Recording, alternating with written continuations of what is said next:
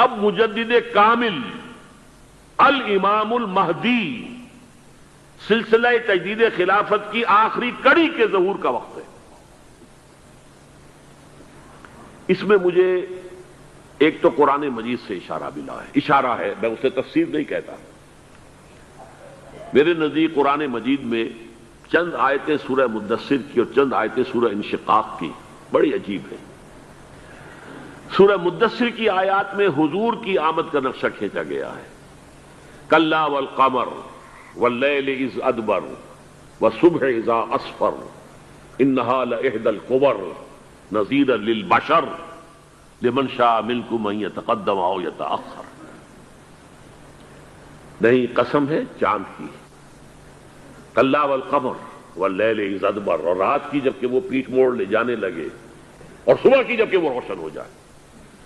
حضور سے پہلے 600 برس ایسے گزرے ہیں دنیا میں کہ نبوت کا سورج نہیں تھا، بس چاند جیسے مستعار روشنی چاند کی ہوتی ہے، تو سابقہ انبیاء کی مستعار روشنی تو کوئی دنیا میں تھی، دھندلی دھندلی جیسی چاند کی ہوتی ہے، لیکن وہ سورج نہیں تھا۔ لیکن اب وہ رات ختم ہو رہی ہے، واللیل اذ ادبر، جا رہی ہے محمد صلی اللہ علیہ وسلم کا سورج، یہ شمس نبوت و رسالت طلوع ہو گیا۔ والصبح اذا اسفر انہا لإحدی الکبر، بہت بڑی باتوں میں سے ایک بات ہے جو ہوئی ہے، کوئی معمولی واقعہ نہیں ہے، احدی الکبر، یہ تاریخ انسانی کے عظیم ترین واقعات میں سے ہے بعثت محمدی، نذیرا للبشر، پوری نوع انسانی کے لیے نذیر بن کر آئے۔ یہ تو ہے حضور کا معاملہ، لیکن اب جو معاملہ ہونا ہے دوبارہ، اس لیے کہ خلافت علی منہاج النبوت دوبارہ اب قائم ہوگی انشاءاللہ۔ حضور کے بعد میں آپ کو بتا چکا ہوں، خلافت راشدہ ختم ہونے کے بعد سے زوال زوال زوال زوال زوال زوال زوال زوال زوال، تھوڑا سا 2.5 سال کا 2 سال کا وقفہ آیا ہے حضرت عمر بن عبدالعزیز کا، ورنہ زوال زوال زوال زوال زوال۔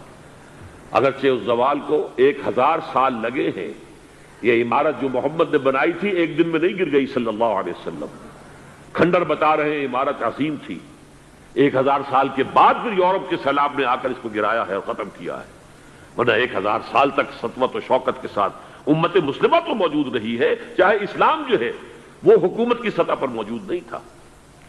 بہرحال اب جو اس کا دور آیا ہے دوبارہ خلافت علی منہاج النبوہ کا دور، اس کا نقشہ سورہ انشقاق میں کھینچا گیا ہے۔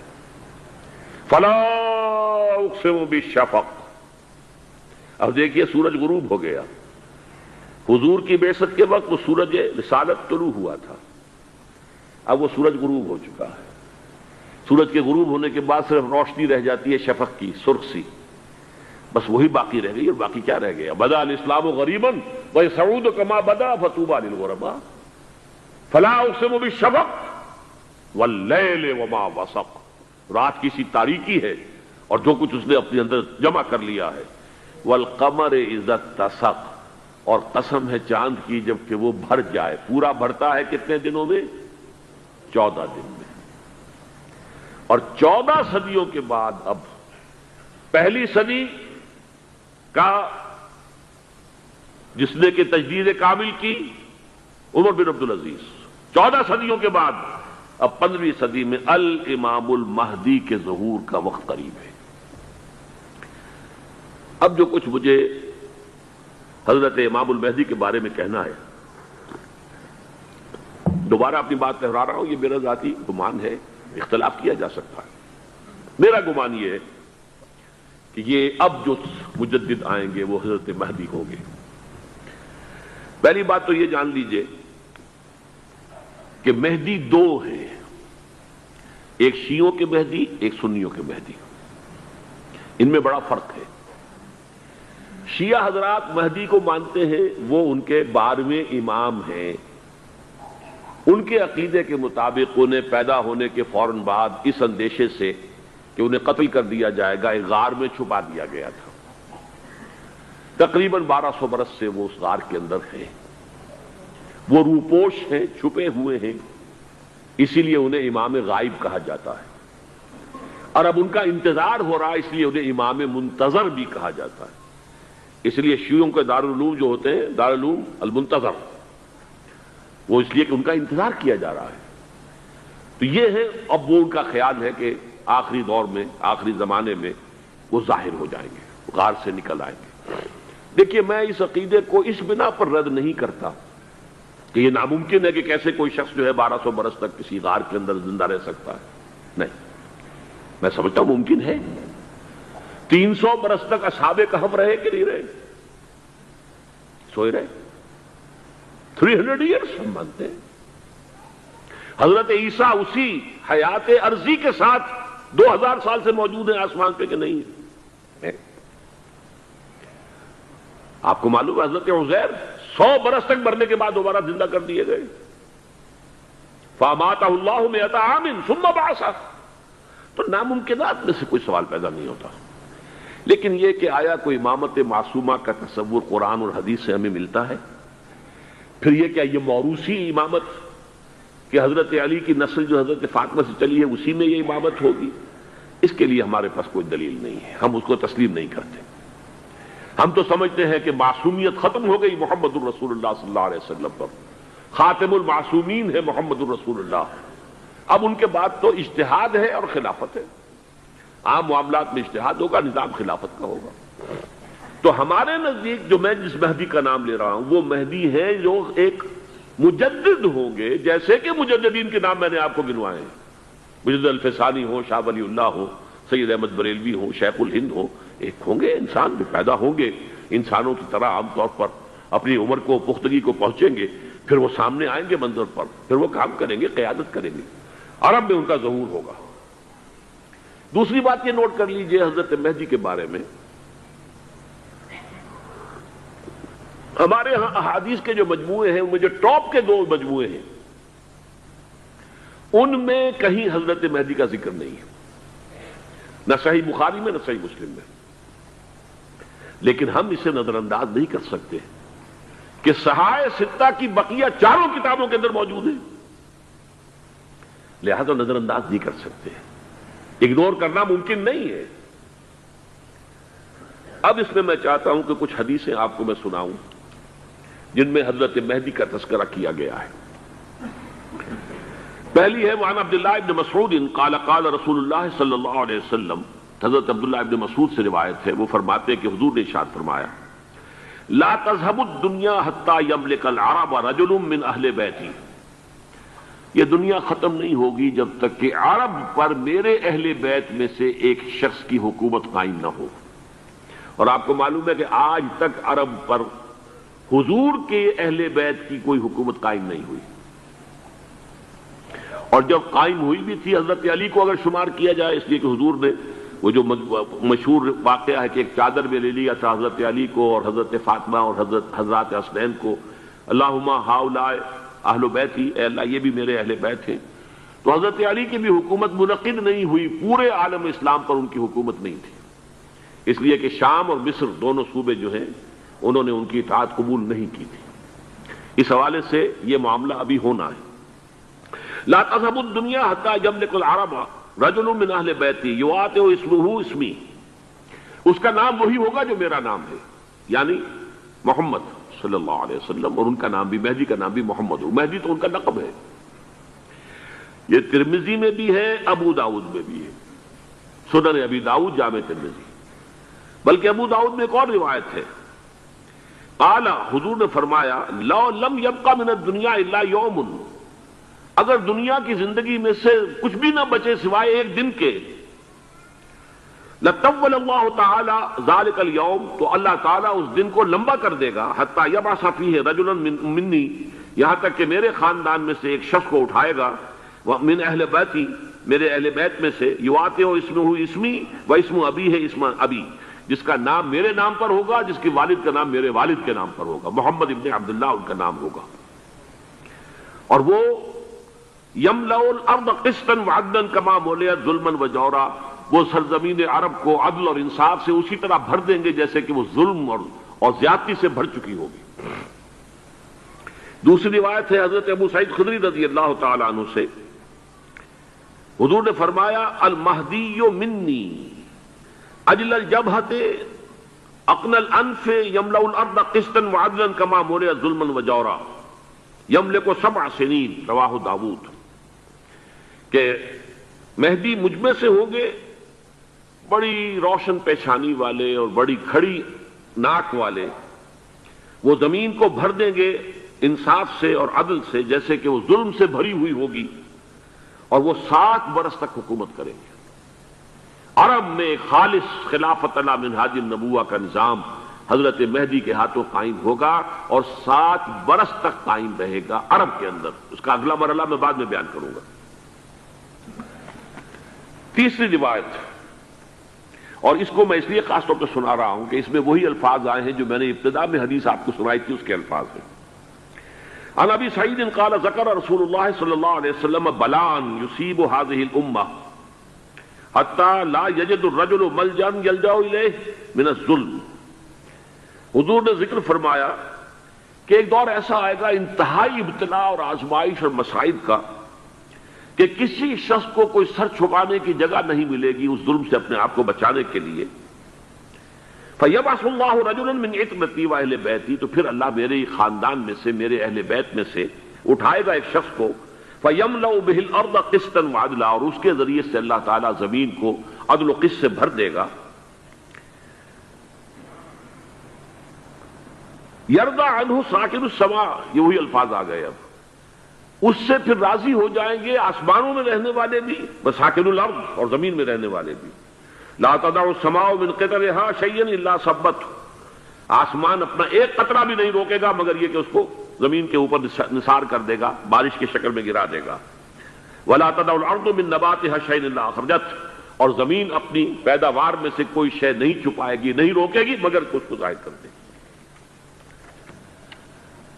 چوتھی حدیث جو ہے وہ حضرت ام سلمہ سے رضی اللہ تعالی عنہ قال سمعت رسول اللہ صلی اللہ علیہ وسلم یقول المہدی من عترتی من اولاد فاطمہ، رواہ ابو داؤد، یہ بھی سنن ابو داؤد کی روایت ہے۔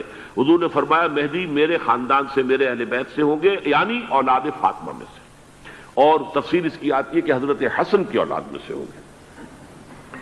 پانچویں حدیث میں آپ کو سنا رہا ہوں، اور اس میں ایک عجیب مشابہت آپ کے سامنے آئے گی حضرت عمر بن عبدالعزیز کے ساتھ، یہ اول اور آخری کڑی کے درمیان مشابہت۔ عن علی رضی اللہ تعالی عنہ، یہ حدیث جو ہے مسند احمد ابن حنبل میں بھی ہے اور سنن ابن ماجہ میں بھی ہے۔ قال قال رسول اللہ صلی اللہ علیہ وسلم المہدی منا اہل البیت یصلحہ اللہ فی لیلۃ، مہدی ہم میں سے ہوں گے، ہمارے اہل بیت میں سے، اور اللہ ایک ہی رات میں ان کی اصلاح کر دے گا۔ یعنی وہ پہلے سے کوئی زیادہ روحانی یا دینی کوئی اس طرح کی شخصیت نہیں ہوں گے، لیکن ایک ہی رات میں اللہ تعالیٰ ان کی سیرت و کردار کے اندر انقلاب عظیم برپا کر دے گا۔ جیسے کہ میں نے عرض کیا تھا آپ سے کہ عمر بن عبدالعزیز کی زندگی میں انقلاب عظیم آیا ہے، خلافت کا بوجھ پڑتے ہی کہاں وہ خوش باش اور خوش لباس اور خوش خوراک، وہ شہزادہ ٹھاٹ باٹ والا، جاگیر والا، گورنر کا بیٹا اور خود گورنر، اور کہاں یہ کہ اس کی وہ درویشی جو میرے نزدیک واللہ عالم، ڈرتے ڈرتے کہہ رہا ہوں، میرے نزدیک وہ حضرت ابو بکر، حضرت عمر اور حضرت علی کی درویشی کو بھی مات دے گئی۔ لیکن کنٹراسٹ بہت شدید ہے، وہاں جو بھی کچھ تھا وہ تدریجاً آیا تھا، ہوتے ہوتے ہوتے ایک انتہا، اور یہاں سڈن آیا۔ چھٹی حدیث، عن انس سمعت رسول اللہ صلی اللہ علیہ وسلم یقول نحن ولد عبد المطلب سعادت اہل الجنہ، ہم عبد المطلب کی جو اولاد ہیں اور نسل ہیں، ہم جنت کے سردار ہیں۔ اور پھر آپ نے نام گنوائے ہیں، انا وحمزۃ وعلی وجعفر والحسن والحسین والمہدی، میں خود اور حضرت حمزہ بنو عبد المطلب میں سے، عبد المطلب کے بیٹے، اور علی اور جعفر حضرت علی کے بھائی جعفر طیار، اور حسن اور حسین حضرت فاطمہ کے لخت جگر حضرت علی کے بیٹے، والمہدی، اور آخر میں جا کر پھر مہدی۔ اب میں آپ کو ایک حدیث سنانے چلا ہوں جس میں ایک عجیب نقشہ سامنے آتا ہے کہ یہ مہدی جب ظاہر ہوں گے تو کس طور سے ظاہر ہوں گے، ان کے ظہور کی کیفیت کیا ہوگی، کیف یظہر۔ یہ روایت ہے حضرت ام سلمہ سے رضی اللہ تعالی عنہا، حضور کی زوجہ محترمہ ہیں، فرماتی ہیں ام سلمۃ عن النبی صلی اللہ علیہ وسلم قال یکون اختلاف عند موت خلیفۃ. حضور نے فرمایا ایک خلیفہ کی موت پر اختلاف واقع ہو جائے گا، خانہ جنگی ہو جائے گی. فَيَخْرُجُ رَجُلٌ مِّنْ أَهْلِ الْمَدِينَةِ حَارِبًا إِلَىٰ مَكَّةَ، پھر مدینے کے لوگوں میں سے ایک شخص نکلے گا، بھاگے گا اور جا کر پناہ لے گا اور چھپ جائے گا مکے میں. فَيَأْتِيهِ نَاسٌ مِّنْ أَهْلِ مَكَّةِ، پھر اس کے پاس آئیں گے اہل مکہ، مکہ کے لوگ. فَيُخْرِجُونَهُ، اور اسے نکالیں گے، جہاں وہ چھپے ہوئے ہوں گے وہاں سے نکالیں گے. وَهُوَ كَارِهٌ، اور وہ بالکل اس کو پسند نہیں کر رہے ہوں گے، نہ وہ خواہش مند ہوں گے کہ ان کے وہ ہاتھ پر بیعت کی جائے، نہ وہ یہ چاہیں گے کہ وہ میدان میں آئیں اور ان کو جو ہے اپنا لیڈر مانا جائے. وَهُوَ كَارِهٌ فَيُبَايِعُونَهُ بَيْنَ الرُّكْنِ وَالْمَقَامِ، لیکن لوگ جو ہے پھر اصرار کے ساتھ ان کے ہاتھ پر بیعت کریں گے رکن اور مقام کے درمیان. رکن وہ کونا ہے خانہ کعبہ کا جس میں حجر اسود لگا ہوا ہے، اور مقام ابراہیم جو ہے، ان دونوں کے مابین جو یہ علاقہ ہے یہاں پر وہ بیعت ہوگی. وَيُبْعَثُ إِلَيْهِ بَعْثٌ مِّنَ الشَّامِ، ان کے خلاف ایک لشکر بھیجا جائے گا شام سے. نہیں کہا جا سکتا کہ باسی حکومت اس وقت کی جو ہے اس کی طرف سے کوئی مسئلہ اس طرح کا اٹھ کھڑا ہو، اس لیے کہ ابھی تو بہرحال باسی حکومت وہاں ہے. فَيُخْسَفُ بِهِمْ بِالْبَيْضَاءِ بَيْنَ مَكَّةَ وَالْمَدِينَةِ، لیکن اللہ تعالیٰ اس لشکر کو مکے اور مدینے کے درمیان وادی بیضاء میں دھسا دے گا زمین کے اندر پورے کے پورے لشکر کو. فَإِذَا رَأَى النَّاسُ ذَلِكَ، جب لوگ یہ دیکھیں گے کہ اتنی بڑی نشانی ظاہر ہو گئی، أَتَاهُ أَبْدَالُ الشَّامِ وَعَصَائِبٌ من العراق فَيُبَايِعُونَهُ، اب شام سے سارے کے سارے جو اولیاء اللہ ہیں وہ بھی آئیں گے، اور عراق سے جوق در جوق لوگ آئیں گے اور ان سے بیعت کریں گے. وَيَعْمَلُ فِي النَّاسِ بِسُنَّةِ نَبِيِّهِمْ، پھر وہ عمل کریں گے لوگوں کے مابین، حکومت کریں گے اپنے نبی کی سنت کے مطابق. وَيُلْقِي الْإِسْلَامُ بِجَرَانِهِ، اور اسلام اپنی گردن زمین پر ٹکا دے گا. وَالْأَرْض فِي الْأَرْض، زمین میں. فَيَلْبَسُ 7 سنین، پھر وہ 70 برس تک حکمران رہیں گے، 7 برس تک حکمران رہیں گے. ثُمَّ يُتَوَفَّى، پھر ان کا انتقال ہوگا. وَيُصَلِّي عَلَيْهِ الْمُسْلِمُونَ، اور مسلمان ان پر نماز پڑھیں گے. یہ جو میں نے آپ کے سامنے نقشہ کھینچا ہے، اس سے اب میں ایک نتیجہ نکالتا ہوں. اسے بھی میرا گمان کہیے، اختلاف بھی کر سکتے ہیں آپ، اگر اس کو وزنی سمجھے تو قبول بھی کر سکتے ہیں. وہ یہ ہے کہ میرے نزدیک شاہ فہد کے انتقال پر لا محالہ یہ صورتحال پیدا ہو جائے. ولی عہد وہاں ہے عبداللہ بن عبدالعزیز. امریکہ کو وہ پسند نہیں کرتے اور امریکہ انہیں پسند نہیں کرتا. یہ بالکل تش تش بام ہے. امریکہ نے لازماً جس طریقے سے اپنے پنجے گاڑے ہیں سعودی عرب کے اندر، اپنا فوجی اڈا بنایا ہے، تو آسانی کے ساتھ وہاں سے اپنے پنجے ہٹانے کے لیے تیار نہیں. ایک حدیث میں آتا ہے قرن الشیطان، نجد سے شیطان کا سینگ برآمد ہوگا. وہ شیطان کا سینگ ہے. جو میزائل وہاں پر لگے ہوئے ہوں گے اس وقت در حقیقت وہ سارے کے سارے جو ہیں وہ شیطان کے سینگ ہیں. بہرحال کوشش وہ کرے گا کہ جیسے کہ اس نے جارڈن میں کیا، کتنے عرصے سے وہاں شاہ حسین کا چھوٹا بھائی حسن جو ہے وہ ولی عہد تھا، عین وقت کے اوپر آ کر، اور پتہ نہیں کیسی کیسی دوائیاں دے کر اسے لے کر آئے ہیں شاہ حسین کو، مرتے ہوئے کو تھوڑی دیر زندہ رکھنے کے لیے، اور وہ تبدیلی کروا کر جو ہے واپس لے گئے. تو یہ معاملہ ہوا ہے، تبدیلی کروا دی، وہاں تو ہو گئی آرام سے، کوئی بات نہیں. بحرین میں بھی غالباً ایسا ہی معاملہ ہوا ہے، واللہ عالم. مجھے یاد پڑتا ہے کہ وہ چاہتے ہیں کہ ہمارا پسند کا آدمی آئے. اگر سعودی عرب میں یہ کام کیا گیا تو اس کا لازمی نتیجہ خانہ جنگی ہوگا، اس لیے کہ وہاں کی روایت کی بڑی سخت ہے، بڑی پختہ ہے. پھر یہ کہ وہاں جو ہے امیر عبداللہ جو ہے، جو وہاں پر اگرچہ سپہ سالار وہ نہیں ہے، کمانڈر ان چیف وہ نہیں ہے، کمانڈر ان چیف تو کوئی اور ہے، لیکن الحرس الوطنی جو ہے، نیشنل گارڈز، بہت بڑی فورس ہے. وہ اصل بیڈوین فورس جو ہے صحرا کے لوگوں کی، عرب فورس، وہ در حقیقت الحرس الوطنی ہے، نیشنل گارڈ ہے، اور اس کا کمانڈر ان چیف یہ ہے امیر عبداللہ. تو لازماً یہ شکل جو ہے پوری ہو کر رہے گی. جیسے ہی یہ معاملہ ہوا شاہ فہد کے انتقال کا، تو یہ اختلاف ہوگا، خانہ جنگی ہوگی، پھر کوئی اللہ کا بندہ جو ہوگا. میرے نزدیک، میں آج سے کوئی 6-7 سال پہلے سالانہ اجتماع تھا تنظیم اسلامی کا راولپنڈی میں، میں نے اس وقت وہاں کہا تھا، اس سے ذرا اخبارات میں بھی کچھ وہ کنٹروورسی آئی تھی کہ میرے نزدیک امام مہدی پیدا ہو چکے ہیں، ان کے ظہور کا وقت قریب ہے. اور اس کی تھوڑی سی بعد میں مجھے معلوم ہوا کہ جین ڈکسن غالباً نام ہے امریکن اس کا، جس نے یہ پیشن کوئی خبر دی تھی کہ 1962 میں عالم عرب میں ایک بچہ پیدا ہوا ہے کہ جو وہاں کا نقشہ بدل کر رکھ دے گا. یہ جین ڈکسن کی غالباً پیشن گوئی ہے. بہرحال مجھے اس کی پیشن گوئی سے کوئی دلچسپی نہیں ہے. میں تو جو احوال دیکھ رہا ہوں، یعنی اسرائیل کا قائم ہو جانا اور اس کے بعد اب یروشلم کا مسلمانوں کے ہاتھوں سے نکل جانا، اور اب گویا کہ وہ الملحمۃ العظمیٰ جو ہے تلی کھڑی ہے، کسی بھی وقت جو ہے یہ جو ہے وہ لاوا پھٹ سکتا ہے، آتش فشاں پھٹ سکتا ہے. تو یہ تمام حالات ایسے ہیں کہ جن کی وجہ سے میں سمجھتا ہوں کہ ایک تو جو قرآن مجید کے اشارات میں نے آپ کو بتائے، 14 صدیاں 14 دن میں چاند کا پورا ہونا، والقمر اذا اتسق، 14 دن میں 14ویں کا چاند. اسی طرح اب یہ 14 صدیوں کے بعد یہ صدی جو 15ویں صدی ہے، یہ در حقیقت ظہور امام مہدی کی صدی ہے. لیکن یہ کہ امام مہدی کی حکومت قائم کرنے کے لیے کون لوگ آئیں گے؟ عرب جو ہیں وہ اندر سے کھوکھلے ہو چکے ہیں. عیاشی نے، دولت نے، پیسے نے، دولت، پیسہ، عیاشی، اس کی وجہ سے کھوکھلے ہو چکے ہیں.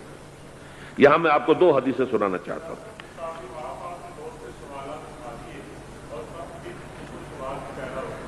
بہت سے ہو گئے، آپ اطمینان سے تشریف رکھیے.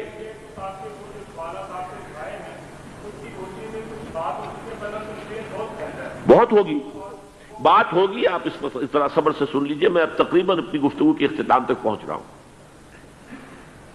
سنن ابن ماجہ کی روایت ہے حضرت ابو ہریرہ سے رضی اللہ تعالی عنہ، قال قال رسول اللہ صلی اللہ علیہ وسلم اذا وقعت الملاحم بعث اللہ بعثا من الموالی هم اکرم العرب فرسا واجودہ سلاحا یوید اللہ بہم الدین.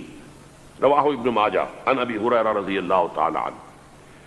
جب ملاحم کا دور شروع ہوگا تو اللہ تعالیٰ اٹھائے گا ایک لشکر یا لشکروں پر لشکر موالی میں سے. موالی کون ہے؟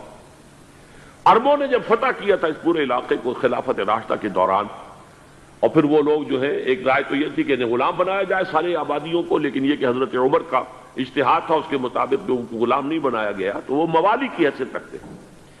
عربوں میں دم نہیں ہے، موالی میں سے لشکر اٹھیں گے کہ جو در حقیقت حضرت مہدی کی حکومت کو قائم کرے گے. دوسری حدیث سنیے، عن عبداللہ بن الحارث رضی اللہ تعالی عنہ، اور یہ ابن ماجہ کی روایت ہے. قال قال رسول اللہ صلی اللہ علیہ وسلم یخرج ناس من المشرق فیوطئون للمہدی یعنی سلطانی. لشکر نکلیں گے، لوگ آئیں گے مشرق سے، اور وہ حضرت مہدی کی حکومت کو جمائیں گے اور قائم کریں گے. اب ذرا نوٹ کیجئے کہ جزیرہ نما عرب کے مشرق میں کون سے ملک ہیں؟ 3: ایران، افغانستان، پاکستان. یہ 3 سالڈ مسلم ممالک، مسلم آبادی اکثریت. ویسے تو یہ کہ آگے ہندوستان میں 20 کروڑ مسلمان ہیں، لیکن وہ 20 کروڑ جو ہے وہ تو 80 کروڑ کے اندر تحلیل ہو جاتے ہیں غیر مسلموں میں. لیکن یہاں جو معاملہ ہے یہ خالص اکثریت کے. ان میں سے ایران کا معاملہ جہاں تک ہے، نمبر 1 یہ کہ وہ شیعہ عقائد کے حصار میں بند ہے، اس سے ادھر ادھر ہونا اس کے لیے ممکن نہیں. حدیث میں یہ بھی آتا کہ اصفہان سے 70,000 یہودی دجال کا ساتھ دیں گے. لیکن بہرحال خراسان ایک صوبہ ہے افغانستان کا اس وقت بھی شمال مشرقی کونے میں، مجھے امید ہے وہاں سے خیر کی، کیونکہ خراسان کا لفظ وہاں پہ شامل ہے. اور حضور کی حدیث میں بعد میں آپ کو سناؤں گا کہ خراسان سے فوجیں چلیں گی جو یروشلم کو دوبارہ حاصل کریں گی، فتح کریں گی. جیسے پہلے یروشلم کھویا عربوں نے تھا، دوبارہ حاصل کیا تھا کرد نے، کرد خون صلاح الدین ایوبی رحمت اللہ علیہ، ایسے اب پھر عربوں نے کھویا ہے، لیکن لینے والے خراسان سے لشکر آئیں گے. یخرج من خراسان رایات سود لا یردھا شیء حتی تنصب بإیلیا. خراسان کے علاقے سے کالے علم لے کر لشکر چلیں گے جن کے رخ کو کوئی موڑ نہیں سکے گا جب تک کہ وہ جا کر یروشلم میں نصب نہ ہو جائے. اس کے بعد نام آتا ہے پاکستان کا. یہ ہے میری اور آپ کی داستان، اور یہ ہے سبب جس کی وجہ سے کہ میں آپ سے یہ گفتگو کر رہا ہوں. اصل میں تو کس لیے؟ محض ایک علمی استفادہ، محض اپنی بعض آراء کو ظاہر کرنے کا شوق نہیں، بلکہ یہ کہ اپنی ذمہ داری ہم پہچانیں کہ ہم کس مقام پر کھڑے ہیں. دیکھیے، اس پاکستان کے بارے میں یا ہندوستان کے بارے میں علامہ اقبال نے کہا تھا اپنے ترانہ ملی میں، میر عرب کو آئی ٹھنڈی ہوا جہاں سے، میرا وطن وہی ہے، میرا وطن وہی ہے. اور مجھے بتایا گیا کہ سنن ابی داؤد میں یہ روایت موجود ہے کہ حضور نے فرمایا کہ ہندوستان کی طرف سے مجھے ٹھنڈی ہوا آتی، اگرچہ مجھے وہ حدیث ابھی نہیں ملی ہے، لیکن حزب التحریر کا ایک کارڈ مجھے ملا تھا، تو اس میں اس حدیث کا اور اس میں ابو داؤد کا روایت کا حوالہ موجود تھا. لیکن میں جو چیز آپ کو بتا چکا ہوں وہ یہ کہ الف ثانی کا پورا تجدیدی کارنامہ اس ہندوستان کی سرزمین میں ہوا. مجدد الف ثانی شیخ احمد سرندی، شاہ ولی اللہ دہلوی، سید احمد بریلوی، وہ تو ہمارے پاکستان میں آ کر جو ہے ان کا خون جذب ہوا ارض پاکستان میں. پھر شیخ الہند مولانا محمود حسن. تحریک خلافت چلی تو صرف ہندوستان میں چلی اور کہیں نہیں چلی. آزادی کی تحریک چلی پوری دنیا میں، وہ نیشنلزم کی بنیاد پر چلی، ملے نیشنلزم، عرب نیشنلزم، ٹرک نیشنلزم. ہمارے ہاں چلی تو اسلام کے نام پر. پاکستان کا مطلب کیا؟ لا الہ الا اللہ. پھر پاکستان قائم ہوا معجزے کے طور پر، بلکہ نازل ہوا ہے لیلۃ القدر میں. انا انزلناہ فی لیلۃ القدر، جیسے قرآن نازل ہوا لیلۃ القدر میں، یہ پاکستان بھی نازل ہوا لیلۃ القدر میں. اس کا برقرار رہنا ابھی تک معجزہ ہے. ہندو یہ سمجھتا تھا، کانگریس سمجھتی تھی کہ جھٹپٹ ختم ہو جائے گا. پھر یہ کہ اس کا قرارداد مقاصد کا پاس ہو جانا، مزید بھی اور اضافی دفعات دستور میں آ جانا، اب کمرشل انٹرسٹ کو ربا قرار دے کر حرام قرار دینا، یہ سارے لینڈ مارکس ہیں کہ جو اشارہ کر رہے ہیں کسی چیز کی طرف. معاملہ کدھر جا رہا ہے؟ پھر یہ کہ یہ جو 14ویں صدی کے مجدد تھے شیخ الہند، اس کے بعد سے کچھ ایسی شخصیتیں عظیم پیدا ہوئی ہیں ہند میں، جن کو میں سمجھتا ہوں کہ 14ویں صدی کے مجدد اور 15ویں صدی کے مجدد کے درمیان یہ 15ویں صدی کے مجدد کی راہ کو سیدھا کرنے والے، جیسے کہ حضرت یحییٰ نے کہا تھا میں تو آنے والے کا راستہ سیدھا کر رہا ہوں حضرت عیسیٰ کے لیے، ایسے ہی 15ویں صدی کے لیے امام مہدی کے لیے راستہ صاف کرنے والے سب سے پہلے علامہ اقبال، جنہوں نے اسلام کا تصور دین کی حیثیت سے دوبارہ زندہ کیا ہے، ورنہ اسلام ایک مذہب کی شکل اختیار کر چکا تھا. پھر مولانا مودودی، مولانا ابوالکلام آزاد حکومت الہیہ کے نعرے کے ساتھ میدان میں آئے. یہ اقبال نے جو تصور پیش کیا تھا اس پر عملی جد و جہد کے لیے حزب اللہ قائم ہوئی. نوٹ کر لیجئے 11 برس کا فرق ہے عمر کا علامہ اقبال کے اور ابوالکلام کے. اور 1913 میں جب حزب اللہ قائم کی ہے اس وقت علامہ اقبال کی ملی شاعری اپنے عروج کو پہنچ چکی تھی.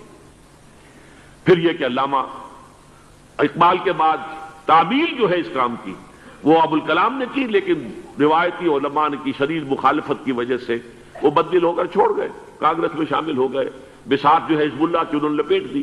پھر مولانا مودودی آئے، انہوں نے وہ ڈور جو ہے اس کا سرا تھاما، جماعت اسلامی قائم کی حکومت الہیہ ہی کے قیام کے لیے.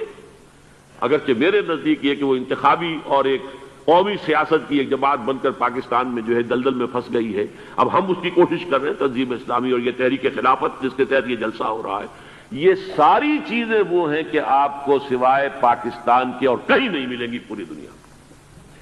معلوم ہوتا ہے کہ پاکستان کو بہت بڑا رول پلے کرنا ہے اس میں، اور اس کے ساتھ اب جمع کر لیجئے افغانستان کی عمارت افغانستان، اسلامی عمارت افغانستان قائم ہو چکی ہے. یہ پچھلے 20 سالوں میں جو کچھ وہاں ہوتا رہا ہے اس سے پہلے تصور نہیں ہو سکتا تھا. کابل جو ہے وہ تو جیسے پیرس کا تمدن تھا ویسے کابل کا تھا، وہی لباس، وہی سکرٹس. یہاں جب آئے تھے شاہ ظاہر شاہ سرکاری دورے پر تو ان کی جو ملکہ صاحبہ تھی ان کے ساتھ وہ سکرٹ میں ملبوس تھی. کابل جو ہے وہ بالکل ایک پیرس کی طرح کا شہر تھا. آج کابل جو ہے جا کر دیکھیے، علامہ اقبال کے فرزند بھی دیکھ کر آئے ہیں، تو اگرچہ وہ خود میں سمجھتا ہوں کہ خاصے انہیں آپ لبرل کہیں، آزاد خیال کہیں، لیکن اس درجے متاثر ہو کر آئے تھے کہ انہوں نے یہ کہا افغانستان میں جو میں نے حالات دیکھے ہیں کہ اگر 2-4 اور مسلمان ملکوں کے اندر یہ نظام قائم ہو جائے تو پوری دنیا مسلمان ہو جائے گی. یہ سب کچھ کیسے ہو رہا ہے؟ یہ آنے والے دور کی جھلکیاں ہیں. Coming events are casting their shadows before. یہ سب بتا رہے ہیں کہ پاکستان افغانستان کو مل کر اس میں کوئی عظیم رول پلے کرنا ہے. اور اس کے ضمن میں اب میں علامہ اقبال کے بارے میں آخری بات کہہ رہا ہوں. علامہ اقبال کے بارے میں عام یہ خیال ہے، انہوں نے اپنے خطبات میں مہدی کا اور نزول مسیح کا، حالانکہ میں کل پڑھ رہا تھا مولانا سعید احمد اکبر آبادی رحمۃ اللہ علیہ کا ایک مقالہ ان کا کہ علامہ اقبال نے ابن خلدون کے بارے میں یہ کہا ہے کہ مہدی کا اور نزول عیسیٰ کا دونوں کا انہوں نے انکار کیا ہے، حالانکہ ابن خلدون نے نزول عیسیٰ کا انکار نہیں کیا، صرف مہدی کا انکار کیا ہے. بہرحال علامہ اقبال نے خطبات میں انکار کیا ہے. لیکن یہ کہ اپنی شاعری کے اندر میں چیلنج کرتا ہوں کسی بڑے سے بڑے اقبال شناس کو، ان کا یہ شعر ذرا سنیے. خضر وقت از خلوت دشت حجاز آید بروں، کارواں زی وادی دور و دراز آید بروں. خضر وقت، امام وقت، رہنمائے وقت، قائد وقت، خلوت دشت حجاز، حجاز کی صحرا کی کسی خلوت گزینی سے نکل کر باہر آئیں گے. میں حیران ہوتا ہوں علامہ کے اس فکر پر اور اس مصرے پر. یہاں انہوں نے شیعہ اور سنی دونوں کے کانسیپٹ جمع کر دیے. شیعہ کا کانسیپٹ یہ چھپے ہوئے کسی غار میں وہاں سے برآمد ہوں گے، اور ہمارا کانسیپٹ میں ام سلمہ رضی اللہ تعالیٰ عنہ کی حدیث سنا چکا، چھپے ہوئے ہوں گے وہ وہاں پر، مدینے سے نکل کر آ کر مکے میں چھپ جائیں گے. اس خانہ جنگی کی حالت میں لوگ ان کی طرف دیکھ رہے ہوں گے، سوچتے ہوں گے انہیں میدان میں آنا چاہیے، کوئی پارٹ پلے کرنا چاہیے، امت کی رہنمائی کرنی چاہیے. لیکن وہ چھپیں گے، وہ کارے ہوں گے، وہ اس ذمہ داری کو قبول نہیں کرنا چاہیں گے، جا کے چھپ جائیں گے مکے میں. وہاں سے مکے والے انہیں نکالیں گے، اور وہ کارے ہوں گے، انہیں بالکل یہ پسند نہیں ہوگا کہ یہ ذمہ داری اٹھائیں. تو خضر وقت از خلوت دشت حجاز آید بروں، کارواں زی وادی دور و دراز آید بروں. کارواں جو چلے گا ان کی مدد کے لیے اس وادی دور و دراز، اس عظیم وادی دور و دراز، یہ وادی سندھ ہے. وادی سندھ جو ہے ہم سمجھتے ہیں کہ صرف یہ پاکستان اور پنجاب جو ہے یہ اس میں شامل ہے. سندھ اور پنجاب نہیں، افغانستان کا پورا مشرقی علاقہ اس میں شامل ہے. جیسے دریائے جیلم سندھ میں جا رہا ہے، جیسے دریائے گلگت سندھ میں آ کر ملتا ہے، جیسے دریائے چناب اور راوی اور جیلم اور یہ سب جا رہے ہیں اور آ رہے ہیں، اسی طرح دریائے کابل کہاں سے آ رہا ہے، دریائے گومل کہاں سے آ رہا ہے، ٹوچی کہاں سے آ رہا ہے. یہ سارا جو ہے ڈرین جو ہو رہا ہے، ایسٹرن جو ہے پارٹ آف افغانستان، یہ سب وادی ہے. اس وادی کے یہ دو حصے ہیں، ایک حصہ جو ہے یہ ادھر پاکستان میں ہے، اور اسی وادی کا دوسرا حصہ جو ہے وہ افغانستان میں ہے. کارواں زی وادی دور و دراز آیت بروں، کارواں چلے گا یہاں سے. یخرج الناس من المشرق یؤتون للمہدی، یعنی سلطان ہی مشرق سے فوجیں چلیں گی کہ جو مہدی کی حکومت قائم کریں گی.